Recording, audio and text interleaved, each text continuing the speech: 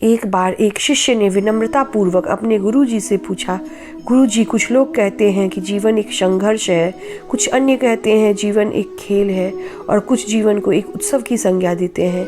इनमें से कौन सही है?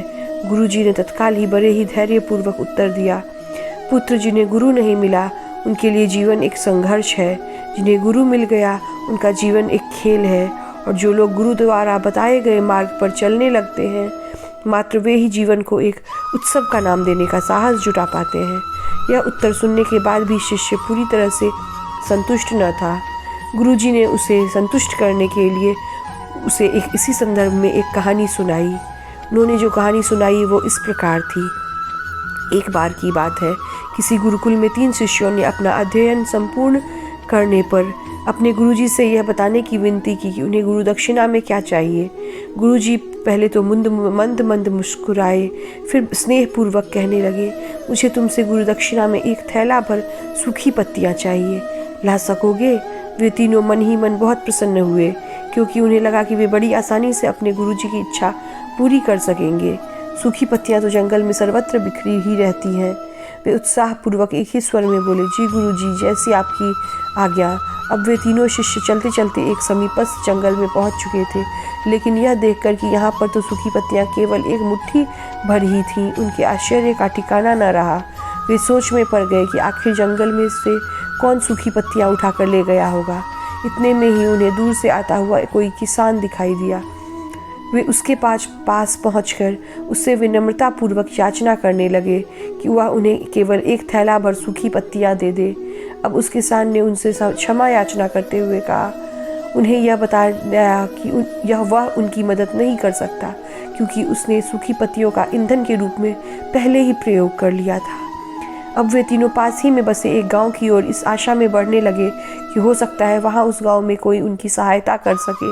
वहां पहुंचकर जब उन्होंने एक व्यापारी को देखा तो बड़ी उम्मीद से उससे एक थैला भर सूखी पत्तियां देने के लिए प्रार्थना की, लेकिन एक बार फिर से उन्हें निराशा ही हाथ आई, क्योंकि उस व्यापारी ने तो पहले ही कुछ पैसा कमाने के लिए सूखी पत्तियों के दोने बनाकर बेच दिए थे। लेकिन उस व्यापारी ने उदारता दिखाते हुए उन्हें एक बूढ़ी माँ का पता बताया जो सूखी पत्तियाँ एकत्रित किया करती थी। पर भाग्य ने यहाँ पर भी उनका साथ नहीं दिया, क्योंकि वह बूढ़ी माँ तो उन पत्तियों को अलग अलग करके कई प्रकार की औषधियाँ बनाया करती थी। अब निराश होकर वे तीनों खाली हाथ ही गुरुकुल लौट आए। गुरुजी ने उन्हें देखते ही स्नेहपूर्वक पूछा, पुत्रों ले आए गुरु दक्षिणा? तीनों ने सर झुका लिया।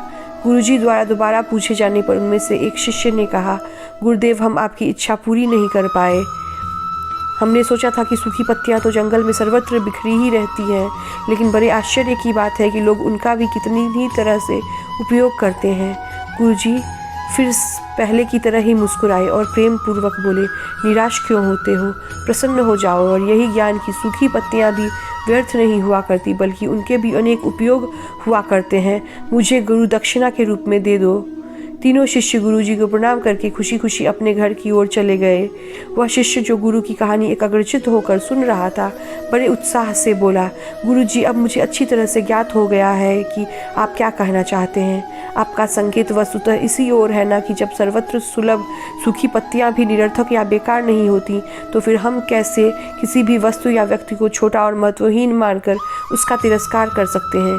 चींटी से लेकर हाथी तक और सुई से लेकर तलवार तक सभी का अपना अपना महत्व होता है।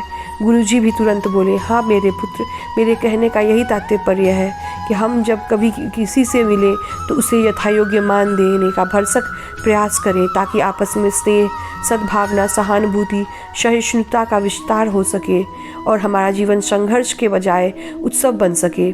दूसरे, यदि जीवन को एक खेल ही माना जाए तो बेहतर यही होगा कि हम निरपेक्ष, स्वस्थ एवं शांत प्रतियोगिता में ही भाग लें और अपने निष्पादन तथा निर्माण को ऊंचाई के शिखर पर ले जाने का अथक प्रयास करें। अब शिष्य पूरी तरह से संतुष्ट हो गया था। अगर आपको मेरी ये कहानी अच्छी लगी तो प्लीज़ मेरे चैनल को लाइक, शेयर और सब्सक्राइब ज़रूर करें।